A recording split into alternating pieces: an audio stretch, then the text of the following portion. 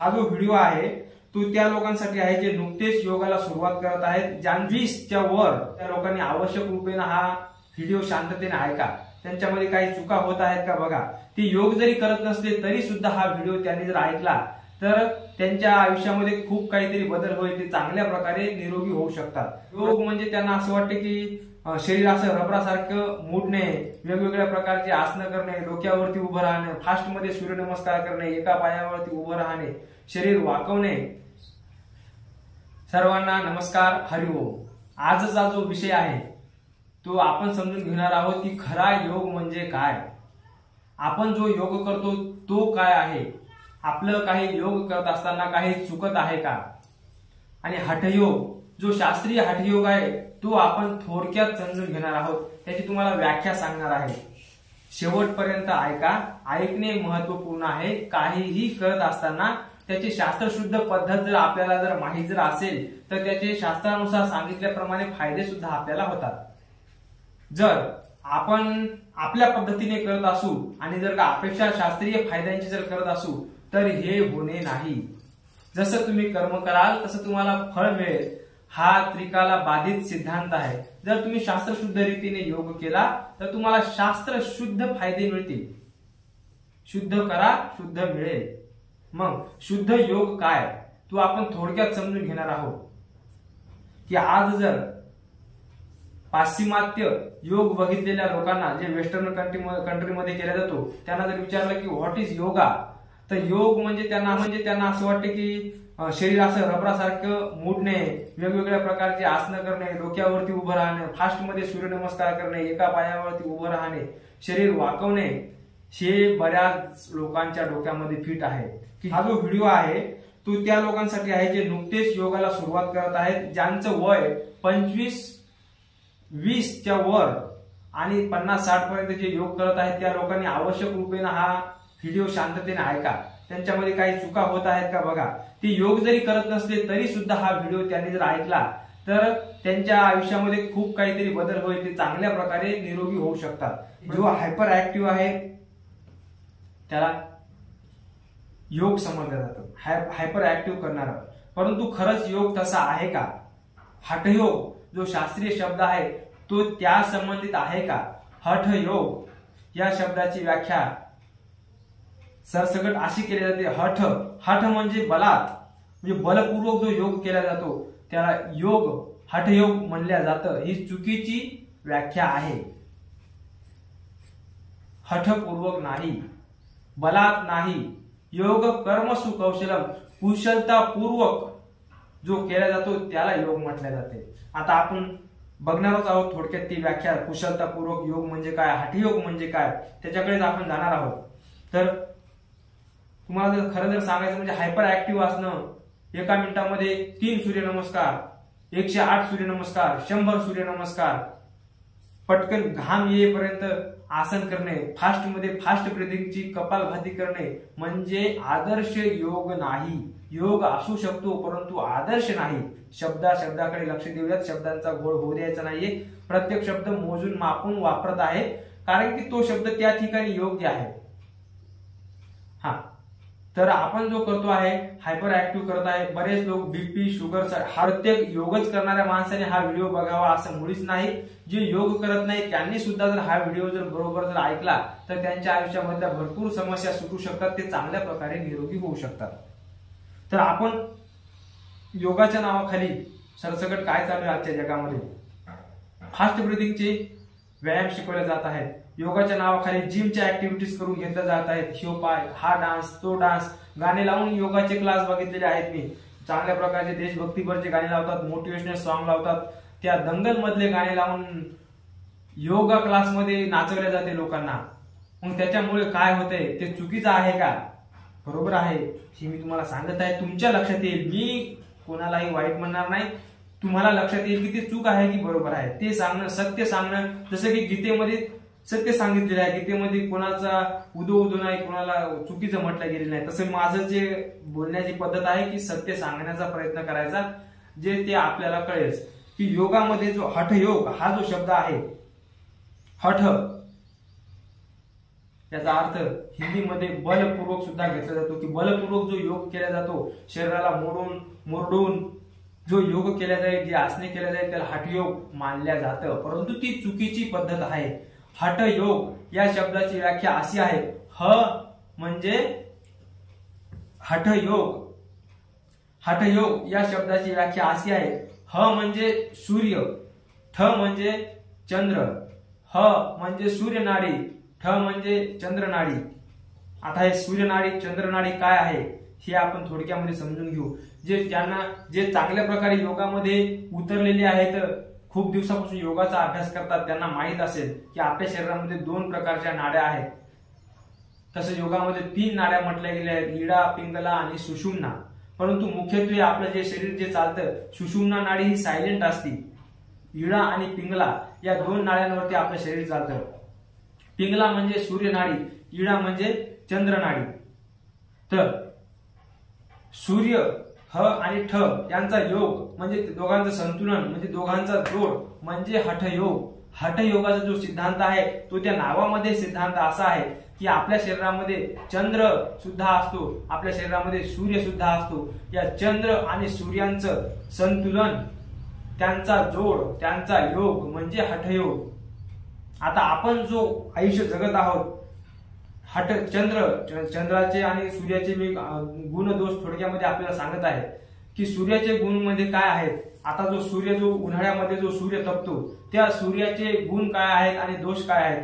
त्याचे गुण म्हणा किंवा त्याचे लक्षण असे आहेत की जे झाड, वनस्पती, ज्या झाडाची फांदी झाडापासून अलग झालेली आहे तिला सुकवण्याचं काम, त्यांचं शोषण करण्याचं काम हा सूर्य करतो.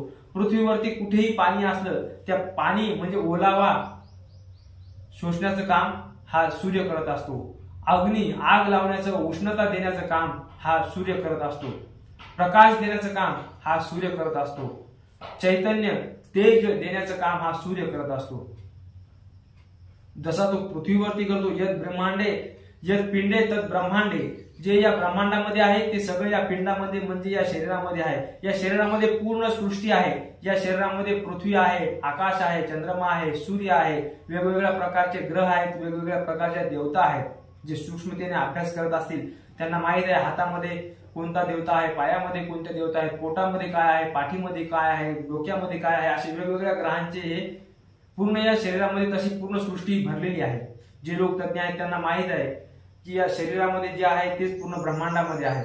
म्हणून जसं आपल्या शरीरामध्ये उजव्या बाजूने हा सूर्य नाडी धरल्या जाते, जी उजवी, प्रत्येक वेळेस माणसाचं एकच नाक सुरू असते. ज्यांना माहिती नाही त्यांच्याकरता सांगत आहे की नेहमी माणसाचे दोन्ही नाकपुड्या सुरू नसतात, एका वेळेस एकच नाक सुरू असते. कसं बघायचं तर असा जो आपला उलटा हात आहे हा नाकापुढे धरायचा आणि जोरात श्वास मारायचा एकदा. असा जर श्वास जर मारला तर उजव्या नाकपुडीने जी हवा जाईल या हाताला लागेल किंवा डाव्या नाकपुडीने या हाताला लागेल. दोन्हीपैकी एका वेळेस एकच नाकपुडी सुरू असते. असे क्वचित अपवादात्मक वेळेस दोन्ही नाके हे एक वेळेस चालू शकतात, असू शकते. प्रत्येकाच मी जेव्हा सांगितलं तेव्हा प्रत्येकाची एकच नाडी सुरू असेल असं नाही, परंतु ते जर एका तासानंतर जर चेक करतील तर दोन्हीपैकी उजवी किंवा डावी दोन्हीपैकी एक नाडी सुरू असू शकते. त्याला जर डावी जर असेल तर त्याला चंद्रनाडी म्हणतात, जी उजवी असेल त्याला सूर्यनाडी म्हणतात. सूर्यनाडी जर सुरू असेल तर ते सूर्यनाडीचे जे आपण सूर्याचे गुण बघितले ते सगळे आपल्या शरीरामध्ये ऍक्टिव्ह होतील. सूर्यनाडी शोषण करते, शरीरामध्ये उष्णता वाढवते, चेहऱ्यावरती तेज वाढवते, पोटामध्ये अग्नी वाढवते. अग्नी वाढवते म्हणजे काय करते, आणखी एक त्याचे जे गुण आहेत, तेज वाढवणे, कोणालाही बोलण्यामध्ये तेज वाढवते, कानाचं तेज वाढवते, डोळ्याचं तेज वाढवते. खूप चांगली आहे सूर्यनाडी जर ती योग्य प्रमाणामध्ये संतुलनामध्ये असेल तर. आणखी जर सूर्यनाडी जर वाढली प्रमाणापेक्षा बाहेर तर काय करते, पोटामध्ये तेज वाढवते म्हणजे अग्नी वाढवते, म्हणजे ऍसिडिटी वाढवते, हायपर ऍसिडिटी वाढवते, आपल्या शरीरामध्ये अल्सर तयार करते, पोटाचे आजार तयार करते, व्यवस्थित पोट साफ होऊ देत नाही, पोटाला डिस्टर्ब करते. पोटातल्या ज्या ग्रंथी आहेत, शुगरला नियंत्रित करणाऱ्या ज्या ग्रंथी आहेत, आपल्या शरीरामध्ये शांतता ठेवणाऱ्या ज्या ग्रंथी आहेत, संतुलित ठेवणाऱ्या ज्या ग्रंथी आहेत त्यांना डिस्टर्ब करते. चंद्रनाडी जर जास्त वाढली तर चंद्रनाडी काय करते, आपले हार्टबीट वाढवते, हाय बीपी आणखी वाढवतो, शरीरामध्ये उष्णता वाढवते, मनाला चंचल करते, रात्री व्यवस्थित शांततेने झोप येत नाही, उन्हाळी लागते, शरीरामध्ये एकंदरीत उष्णता वाढते आणि विध्वंस सुरू होतो.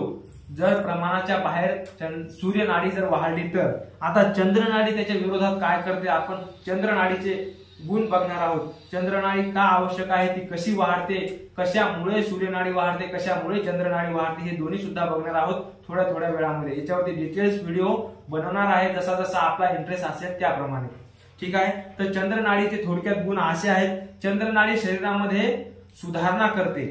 पचन संस्था जर बिघडली असेल तर त्याला सुधारणा करते. पचन संस्था ही सुधारते. ज्या ग्रंथी डिस्टर्ब झाल्या असतील, शुगरची ग्रंथी डिस्टर्ब झाली असेल त्याच्यामुळे शुगर वाढत आहे, जर तुमची थायरॉइडची ग्लॅन्ड जर डिस्टर्ब झाली असेल तर तिला सुधारण्याचं काम चंद्र नाडी करते. जर तुम्हाला झोप येत नसेल, हायपर ऍसिडिटी असेल, शरीरामध्ये उष्णता वाढली असेल, रात्री व्यवस्थित झोपेमध्ये तुमच्या शरीराचं पोषण होत नसेल तर चंद्र नाडी त्या सुधारणा करते, शरीराचं निर्माण करते. मन स्थिर करते. बीपी लो करते. लो म्हणजे जर हाय जर असेल तर त्याला संतुलित करते, जर संतुलित असेल तर त्या माणसाला शांती प्रदान करते. हे चंद्र नाडीचं काम आहे. चंद्र नाडी सूर्य नाडी कशी बघायची तर सांगितलेली पद्धत आहे की अशा प्रकारे इथे हात नाकापुढे धरून असे हवा सोडायची. हवा सोडल्यानंतर जिथे इकडच्या बाजूने जर हवा जर लागली तर हा जो आहे सूर्य नाडी, जर इकडच्या बाजूने जर का हवा जर लागत असेल हाताच्या तर ही आहे चंद्र नाडी. हा आहे डावा, हा आहे उजवा. आपल्या पद्धतीने बघून घ्या. जे आहे तो जे ही नाकपुडी सुरू असेल ती नाडी सुरू आहे. जर उजवी नाकपुडी जर सुरू जर असेल तर असं समजायचं की सूर्य नाडी आपली सध्या ऍक्टिव्ह आहे. आणि हे जे आहे बदलत असते अर्ध्या तासाने, 21 मिनिटांनी वगैरे काहीतरी त्यांचा एक्झॅक्टली वेळ आहे, त्या वेळाने ती चक्र बदलत असते. सूर्यनाडी, चंद्रनाडी, चंद्रनाडी, सूर्यनाडी. शरीराला संतुलित ठेवण्याचं काम हे निसर्गानं, आपल्या प्रकृतीने, शरीराने केलेलं आहे. त्यामुळे आपल्याला निर्भयाने निश्चिंत राहायचं आहे. परंतु आपल्याकडून सूर्यनाडी जास्त ऍक्टिव्ह झाली नाही पाहिजे. का आपली सूर्यनाडी कशी ऍक्टिव्ह होईल तर ती होते तुमच्या फास्ट ब्रिदिंगच्या ज्याही क्रिया असतील. जर फास्ट ब्रिदिंग साठी जर रनिंग केली असेल तर तुमची निश्चितच सूर्यनाडी वाढणार आहे. जर तुम्हाला ताणतणावाचं तुमचं जर आयुष्य जर असेल, तुम्ही क्रोध केला तर तुमची आपोआप ब्रिदिंग वाढते आहे. जर तुम्ही काम विकारामध्ये जर डुबत असाल, नेहमी जर तेच जर चिंतन जर असेल, नेहमी जर तुम्ही चिंतेमध्ये जर असाल, जर तुमचा जर श्वास जर नेहमी जर वाढत असेल, तुमची जर नेहमी जर हाय बीपी जर राहत असेल तर समजून चालायचं की तुमच्या शरीरामध्ये चंद्रनाडी जास्त ऍक्टिव्ह आहे. त्याच्यामुळे अशा प्रकारचे प्रॉब्लेम किंवा ही लक्षणे आपल्या शरीरामध्ये दिसत आहेत. जर तुम्हाला हायपर ऍसिडिटी होत असेल, शरीरामध्ये खूप उष्णता येत असेल, झोप येत नसेल, चित्त शांत स्थिर राहत नसेल, एखादा आजार लवकर कव्हर होत नसेल तर तो सूर्यनाडीमुळे, चंद्रनाडीमुळे शरीरामध्ये शांतता राहते, माणूस स्थिर राहतो, त्याचं मन भटकत नाही, केलेला संकल्प, दृढ संकल्प हा पूर्णत्वास जातो. हे चंद्रनाडीचं काम आहे. म्हणून चंद्रनाडी कशी ऍक्टिव्ह करायची, सूर्यनाडीचे साईड इफेक्ट कसे होऊ द्यायचे नाही 2 मिनिटांमध्ये सांगतो.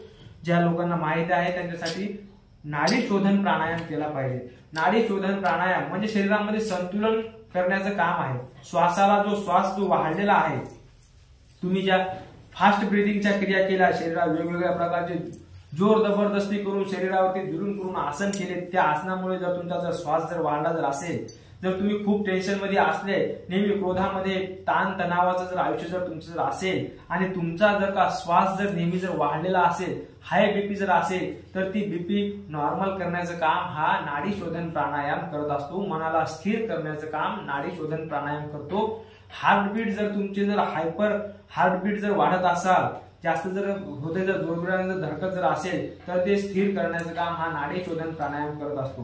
त्यामुळे शरीरामध्ये चंद्र आणि सूर्य नाडी जर समान आणायची जर असेल तर नाडी शोधन प्राणायाम सगळ्या नवीन जुन्या माणसांनी केला पाहिजे. मला योगामध्ये खूप दिवस झाले म्हणून मी दुसरं काही केलं पाहिजे असं नाही. तर जी साधी सिंपल गोष्ट आहे तीच तुम्हाला आरोग्याकडे घेऊन जाते. काहीतरी नवीन अलग कुठेतरी बघितलं, कोणीतरी सांगितलं म्हणून आपल्या योगाच्या रुटीन मध्ये बदल नाही केला पाहिजे.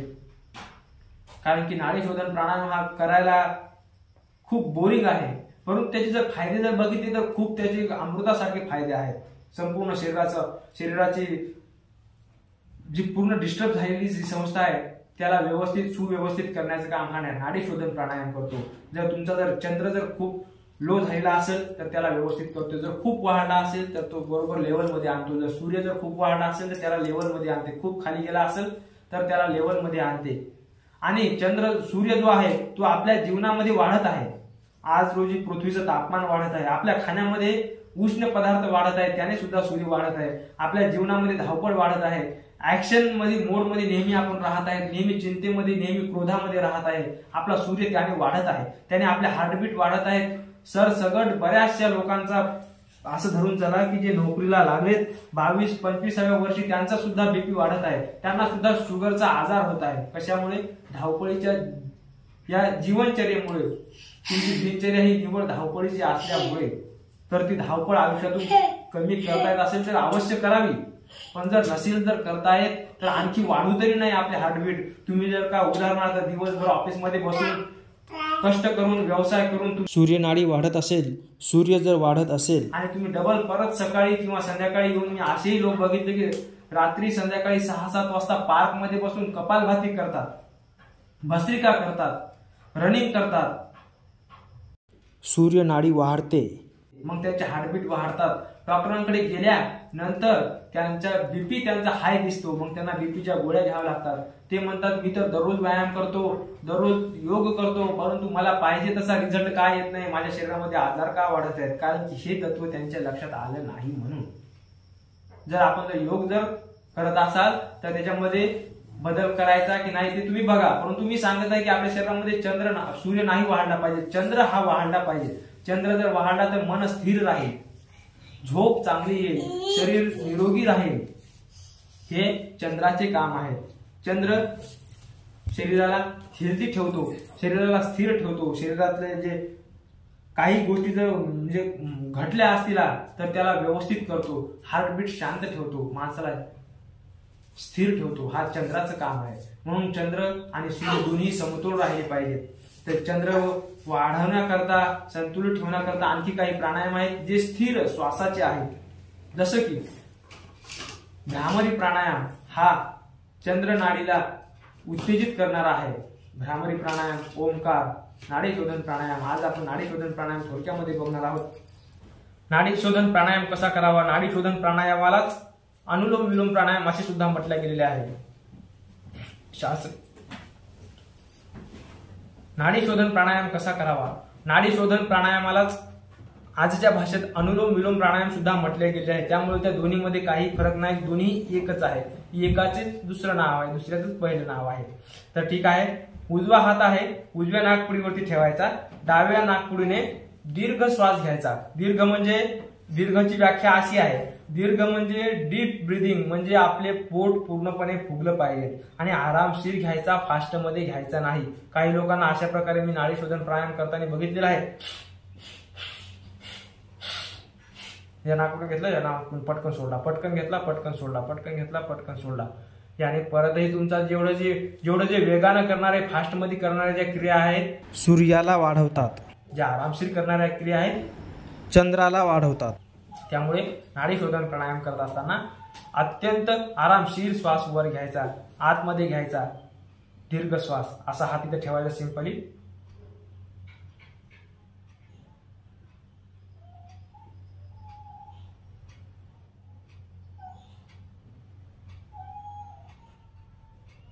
श्वास पूर्ण घेतला, थोडा वेळ रोखला, शांततेने आरामशीर डोळे लागले पाहिजे आपले, इतकी शांतता लावली पाहिजे श्वास घेताना. श्वास थोडा वेळ थांबवायचा, 2 सेकंदापर्यंत थांबत असेल तर थांबवायचा. तुमची सध्या कॅपॅसिटी नसेल तर रोकायचा नाही. जितका रोखतात असेल तितका यथाशक्ती रोकायचा. आणि दुसऱ्या नाकपुडीने खूपच आरामशीर, अत्यंत अत्यंत अत्यंत मंद गतीने श्वास सोडायचा. श्वासाचा आवाज तुम्हालाही आला नाही पाहिजे, दुसऱ्यांना तर मुळीच यायला नाही पाहिजे. ज्या तुमच्या श्वासाचा आवाज दुसरीकडे येत आहे त्या तुम्ही खूप फास्ट मध्ये ब्रिदिंग करतायत. आरामशीर श्वास सोडता आला पाहिजे.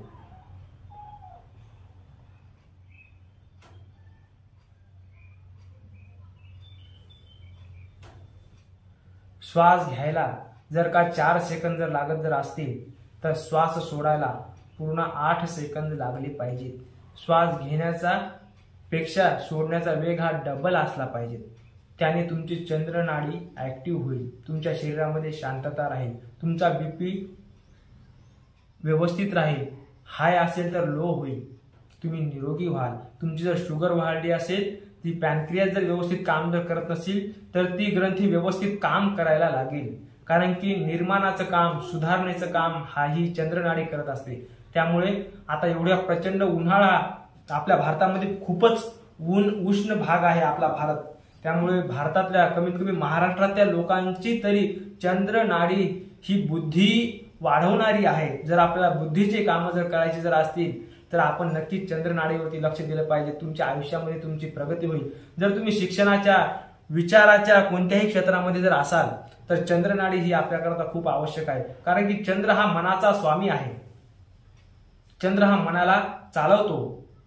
त्यामुळे चंद्रनाडी ही तुम्हाला मनाला स्थिर, मनाला दृढ, मनाला मजबूत करणारी आहे. त्यामुळे आणि प्रत्येक ठिकाणी मन मजबूत असल्याशिवाय कार्य साध्य होणेच नाही.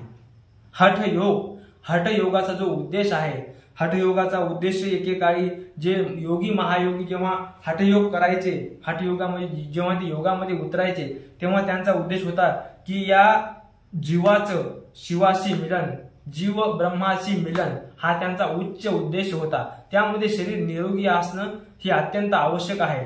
कारण की निरोगी शरीरामध्ये निरोगी मन राहते. त्यामुळे आजचा जो कलियुगातला जो उद्देश आहे तो तन आणि शक्यतो तर शरीरच निरोगी ठेवायचा प्रत्येकाचा उद्देश आहे. परंतु मन हे निरोगी असल्याशिवाय, मन दृढ, मन सुसंस्कारित, चांगल्या दृढ संकल्पित असल्याशिवाय हे शरीर निरोगी होऊ शकत नाही. त्यामुळे मनाचा स्वामी जो चंद्र आहे तो चंद्र जर व्यवस्थित जर आपल्या शरीरामध्ये जर ऍक्टिव्ह जर असेल तर आपलं शरीर हे निरोगी होईल. आणखी आपण या विषयावरती चर्चा करूयात. हा जो तुम्हाला आज जो मुद्दा समजून सांगितला हा आपल्याला कसा वाटला, आपल्या प्रतिक्रिया जरूर कमेंट मध्ये मला सांगाव्यात. आणि या विषयावरती आणखी आपण पुढे चर्चा करूयात. काही शंका वगैरे असल्यास आपण कमेंटमध्ये विचारू शकता. कोणालाही दुखवण्याचा उद्देश नव्हता.